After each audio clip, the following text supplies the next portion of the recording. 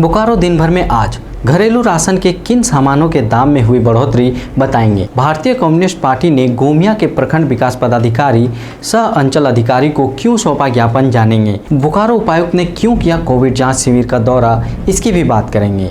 नमस्कार, आप देख रहे हैं बोकारो दिन भर में अजय राज। पिछले 24 घंटे में जिले में बहुत कुछ हुआ। हर बड़ी खबर पर चर्चा करेंगे विस्तार से। जिले के मौसम का भी हाल जानेंगे, कोरोना की भी बात होगी और भी बहुत कुछ। लेकिन पहले देश दुनिया का हाल।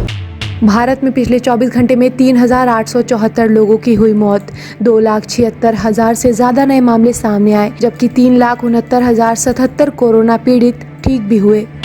महाराष्ट्र में 24 घंटे में दर्ज हुए 34,031 नए केस, 594 की मौत। कोविड-19 पर नई एडवाइजरी, 10 मीटर तक हवा में फैल सकते हैं कोरोना एरोसोल। केंद्र का राज्यों को निर्देश, ब्लैक फंगस को महामारी कानून के तहत अधिसूचित करे, सभी केस करे रिपोर्ट। अब लोग घर में कर सकेंगे कोरोना की जांच। ICMR ने टेस्ट किट को दी मंजूरी। सप्ताह के चौथे दिन सेंसेक्स 337 अंक और निफ्टी 124 अंक गिरकर बंद हुआ। वहीं सोने और चांदी के दाम में कोई बदलाव नहीं देखा गया। अब एक नज़र आपके राज्य झारखंड की 3 बड़ी खबरों पर। झारखंड में पिछले 24 घंटे में कोरोना के 1,894 नए मामले सामने आए। वहीं 53 लोगों की मौत हो गई, जबकि 4,528 लोग ठीक होकर घर लौटे। मौसम विभाग ने जताई अगले 24 घंटे में झारखंड के धनबाद, गढ़वा, गिरिडीह, कोडरमा और पलामू जिले के कुछ भागों में हल्की बारिश होने की संभावना। घर घर जाकर कोरोना जांच करेगी सहिया और आंगनबाड़ी सेविका। 25 मई से 5 जून तक पूरे राज्य में चलाया जाएगा विशेष अभियान। तो यह थी देश दुनिया और झारखंड की खबरें। अब नजर डालते हैं बोकारो के 9 प्रखंडों की खबरों पर, जो आज सुर्खियों में बनी रही।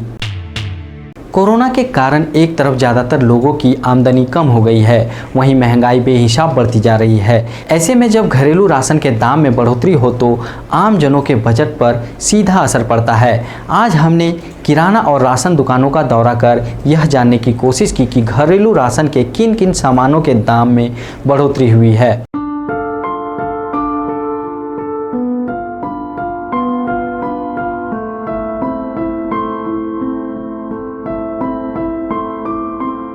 राशन के सभी चीज़ों पे बढ़ोतरी आई है।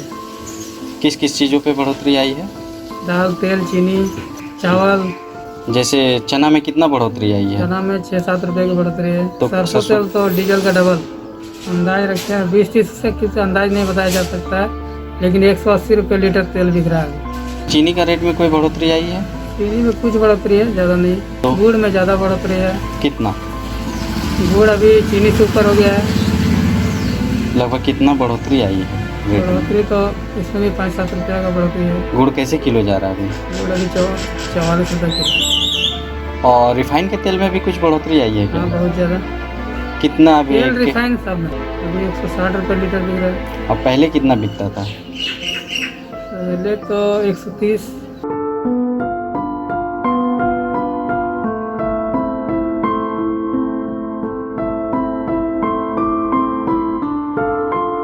सरसों तेल का भी क्या रेट है? 175 रुपया, 180 रुपया। पहले कितना था?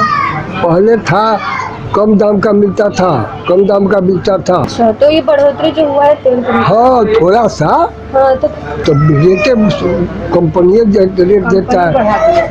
77 रुपया का आता है, जो 180 रुपया का बिकता है। जो 175 का आता है, 177 रुपया, 78 रुपया का बिकता है। आटा का भी क्या रेट है? आटा 100 लूज आटा 25 रुपये का है। अब 5 किलो का आटा का दाम है 125 रुपये। आशीर्वाद आटा 10 किलो का दाम है 345 रुपया, आशीर्वाद आटा का। अच्छा, कैसे कीजिए चावल? 27 रुपये किलो का है, 30 रुपये किलो का है, 100 रुपये किलो का रहर दाल है। और क्या क्या दाल है? 78 रुपये का मसूर दाल है, 74 रुपये का चना दाल है, 68 रुपये का चना है। और कुछ सामान में बढ़ोतरी है, तो जैसा ऊपर से बढ़ोतरी होता है वैसा ही है। कौन दुकान है? एक सरसों तेल में है, एक रिफाइंड ऑयल में है। पहले कितना था? पहले का देखिएगा तो हमको लगता है 10-20 रुपया उससे कम ही था। ठीक है, जो बिक्री रेट चल रहा है अभी। अभी क्या है? अभी सिंगल हाथी आपका बिक रहा है 180 रुपये में, और डबल हाथी बिक रहा है 174 रुपये में। और रिफाइंड है? रिफाइंड आपका नेचर फ्रेश बिक रहा है 150 रुपये में। हमें जो मिलता है माल जिस रेट में हम लाते हैं उसी रेट में हम लोग 1 रुपया 2 रुपये जोड़ के बेच देते हैं। अच्छा, और चावल वगैरह में क्या नहीं कोई बढ़ोतरी, चावल का रेट कम है।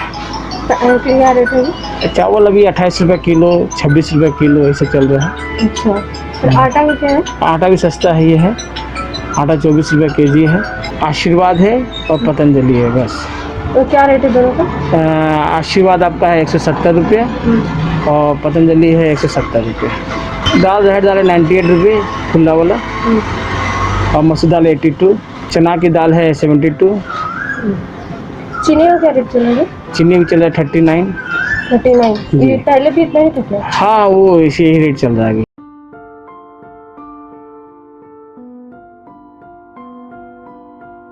सरसों तेल का क्या रेट चल रहा है प्रति लीटर? और लूज में? लूज में भी 190 गिर रहा है। लॉकडाउन के पहले क्या रेट चला था? लॉकडाउन के पहले था सरसों तेल 160 रुपये, वृद्धि कितना हुआ? 20 रुपया। और रिफाइन का? रिफाइन में भी 15 रुपये वृद्धि हुआ है। और दाल का क्या रेट चल रहा है? फिलहाल दाल का भी 105 रुपये चल रहा है, और पहले कितना था? पहले था 90 रुपये। सरसों तेल का भी क्या रेट चल रहा है सरसों तेल 180 रुपये बेच रहे हैं प्रति लीटर? और लूज? लूज उसका 10 रुपये ऊंचा। हीरा तेल है, हीरा का मतलब 190 रुपया लूज। तो ये दाम बढ़ने का कारण क्या है? मिल में बोलता है सरसों है ये नहीं, बहुत कम, पहले का 50 बहुत कम बिक्री है। क्या रेट का बिक रहा है? 170 रुपये प्रति लीटर। रिफाइन कैसे लीटर बिक रहा है? 145 रुपये। आज से 2 महीने पहले तो खाए 120-25 रुपये का था। जैसा कि यह सभी बता रहे हैं कि खाद्य तेलों के दाम में ज़्यादातर बढ़ोतरी हुई है। बाज़ार में महंगाई का बुरा हाल है। किचन में सबसे ज़्यादा इस्तेमाल होने वाले सरसों तेल के दाम धीरे धीरे आसमान छू रहे हैं और जिसका सीधा असर हमारे किचन के बजट पर पड़ रहा है। कोरोना महामारी को लेकर एक और जहां पूरा देश में अफरा तफरी का माहौल है, स्कूलों को क्वारंटाइन सेंटर बनाया जा रहा है, वहीं दूसरी तरफ बेरमो के बोकारो थर्मल के CCL फेज 2 में 30 बेड का सामुदायिक स्वास्थ्य केंद्र सालों से बनकर तैयार है, लेकिन अभी तक इस्तेमाल में नहीं आया।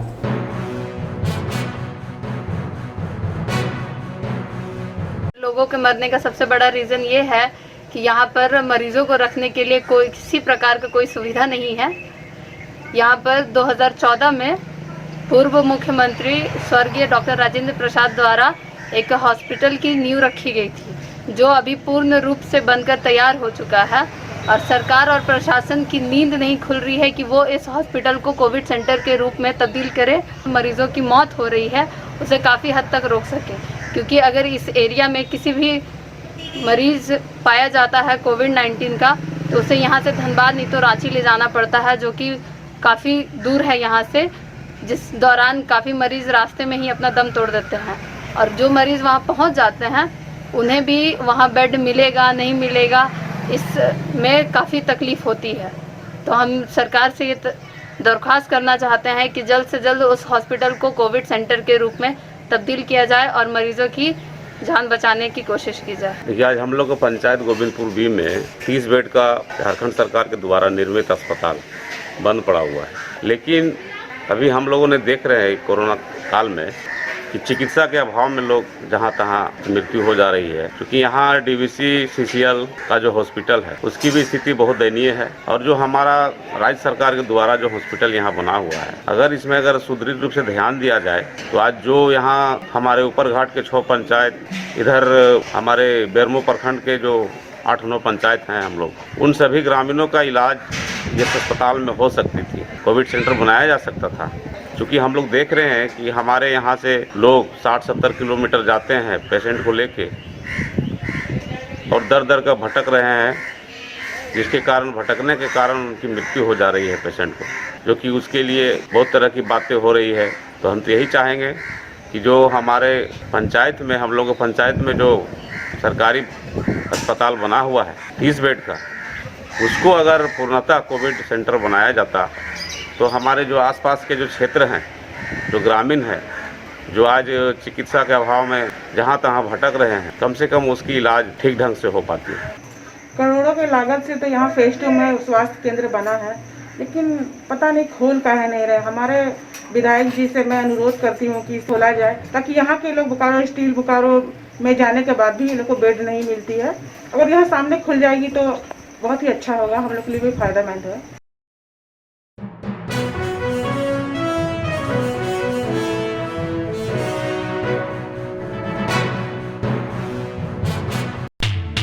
तिलैया पंचायत में हो रहे गैस रिसाव के रोकथाम की मांग करते हुए भारतीय कम्युनिस्ट पार्टी ने गोमिया के प्रखंड विकास पदाधिकारी सह अंचल अधिकारी कपिल कुमार को ज्ञापन सौंपा।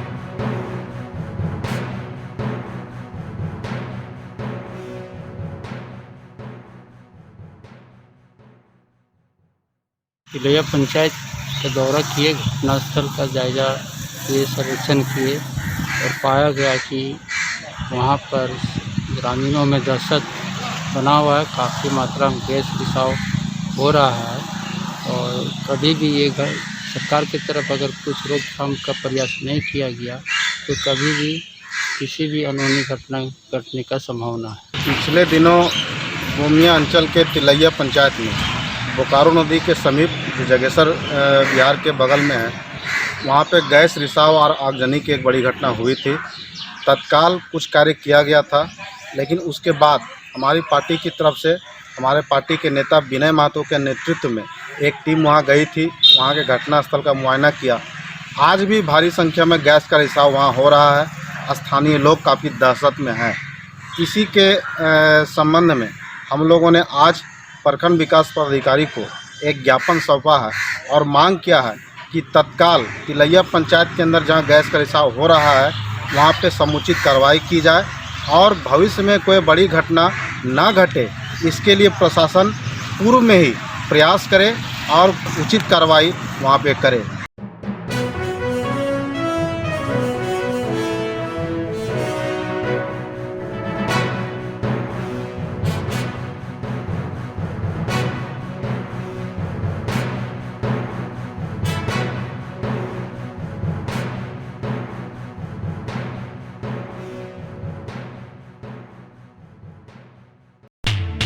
बोकारो उपायुक्त राजेश सिंह और चास एसडीओ शशि प्रकाश सिंह ने बुधवार को चंदन क्यारी प्रखंड के बोरियाडी पंचायत के बरमसिया हाई स्कूल में बनाए गए क्वारंटाइन सेंटर का उद्घाटन किया।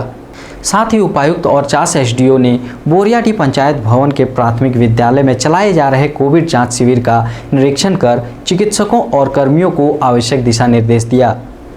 वहीं उपायुक्त ने पंचायत के मुखिया देवाशीष सिंह से बात कर पंचायत में कोरोना संक्रमण के अलावे अन्य समस्याओं की जानकारी ली और सभी समस्याओं को जल्द समाधान करने का आश्वासन दिया। प्राथमिकता के तौर पे हम लोग हर व्यक्ति को यहाँ टेस्टिंग करके और ये कोशिश कर रहे हैं तो जो भी माकूल, जो भी उचित चिकित्सीय सुविधाएँ मुहैया कराने की आवश्यकता और लोग करा रहे हैं। उसके अतिरिक्त और भी समस्याओं को सुना गया है और ये हम लोग का एक समेकित प्रयास है। हमारे काफ़ी जो है सक्रिय एसडीओ साहब जो हैं प्रकाश,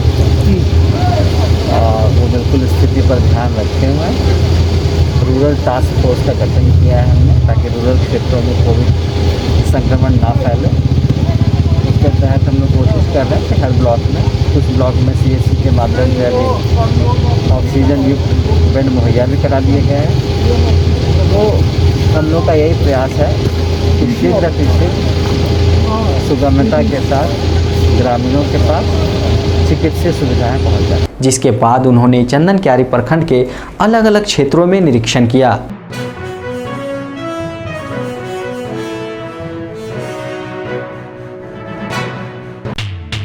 अब बात आज के कोरोना अपडेट की।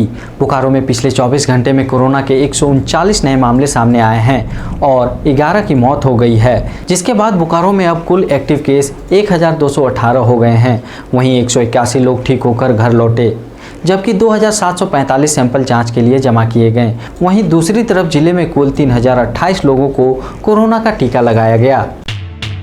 प्रखंड विकास पदाधिकारी चास संजय सांडिल ने बुधवार को पिंडराजोरा के चेकपोस्ट का निरीक्षण किया। इस क्रम में उन्होंने चेकपोस्ट पर तैनात दंडाधिकारी और पुलिस पदाधिकारियों को सख्ती से जिला प्रशासन के निर्देशों का पालन करने को कहा। साथ ही उन्होंने बताया कि स्वास्थ्य सुरक्षा सप्ताह को सफल बनाने के लिए सभी 2 पहिया 4 पहिया वाहन के लिए ई पास लेना अनिवार्य कर दिया गया है। इसका पालन सुनिश्चित कराएं। जो वाहन चालक नियमों का पालन नहीं कर रहे हैं उनके विरुद्ध कार्रवाई करें। बिना ई पास के कोई भी वाहन जिले के सीमा में प्रवेश नहीं करेगा। उत्तराखंड के चमोली हादसे में मारे गए जाराडी गांव निवासी अमृत महतो की विधवा विनीता देवी को आपदा प्रबंधन के तहत बुधवार को प्रखंड प्रशासन की मौजूदगी में गोमिया विधायक डॉक्टर लंबोदर महतो ने मुआवजा के रूप में 4 लाख रुपए का चेक प्रदान किया। चमोली में जो घटना हुई थी, घटना के क्रम में इनका मुआवजा राशि आज हम लोग 4 लाख रुपए का चेक इनके पीड़ित को दे रहे हैं और आगे और कुछ जो मिलना है उसके लिए भी हम लोग सक्रिय है कि जल्द से जल्द सारी मुआवजा राशि इनको भुगतान हो। बोकारो जिले के पेटरवार के प्रखंड विकास पदाधिकारी शैलेंद्र कुमार चौरसिया ने बोकारो रामगढ़ मुख्य मार्ग NH23 पर बने चेकनाका में बैरियर लगाकर आने जाने वाले सभी वाहनों का जांच किया। इनके सरकार की जो नई गाइडलाइन है उसके तहत में ई पास के तहत में सभी गाड़ी को के गमन के लिए ई पास की आवश्यकता है। उसी के तहत जांच किया यहाँ पर लगाया गया। बहुत ज़रूरी काम से जो आ रहे हैं देख रहे हैं मेडिकल काम से, तो उसमें हम लोग पास नहीं लेते। अब जान लेते हैं मौसम का हाल। बोकारो में आज दिन की शुरुआत धूप के साथ हुई और दिन भर धूप छांव चलता रहा, लेकिन दोपहर 3 बजे के बाद आसमान में बादल छा गए और तेज हवाएं चलने लगी, जिसके थोड़ी देर बाद गरज के साथ मूसलाधार बारिश हो गई, जिससे लोगों को उमस भरी गर्मी से राहत मिली। मौसम विभाग के अनुसार शुक्रवार तक बारिश होने की संभावना है। आज का अधिकतम तापमान 35 डिग्री सेल्सियस और न्यूनतम तापमान 26 डिग्री सेल्सियस रिकॉर्ड किया गया।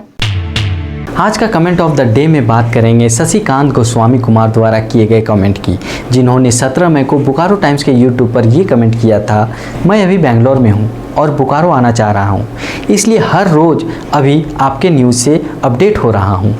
बहुत हेल्प हो रही है आपकी न्यूज़ सुनकर। Thank you so much to make me update in daily basis and I am sure that I will reach my home very soon. Miss you Bokaro. Thanks to Bokaro times. Shashikant ji, जानकर खुशी हुई कि आप बेंगलोर में रहते हुए भी हमारे माध्यम से बोकारो की न्यूज़ से अवगत हो पा रहे हैं। हमारी हमेशा से यही कोशिश रही है कि हम पूरे विश्व में रहने वाले बोकारो वासियों तक बोकारो की खबरें पहुंचाते रहें। आप अपने आसपास की घटनाएं और समस्याओं को हमें व्हाट्सएप कर सकते हैं। हमारा व्हाट्सएप नंबर है 9334210302। इसी तरह बोकारो के तमाम खबरों को जानने के लिए आप हमारे चैनल बोकारो टाइम्स को लाइक करें, सब्सक्राइब करें और शेयर करें। फिर मिलेंगे बोकारो दिन भर में सोमवार से शुक्रवार रात 8 बजे। तब तक के लिए नमस्कार। बने रहें thetimes media.com पर। आप हमें फेसबुक और यूट्यूब पर भी देख सकते हैं।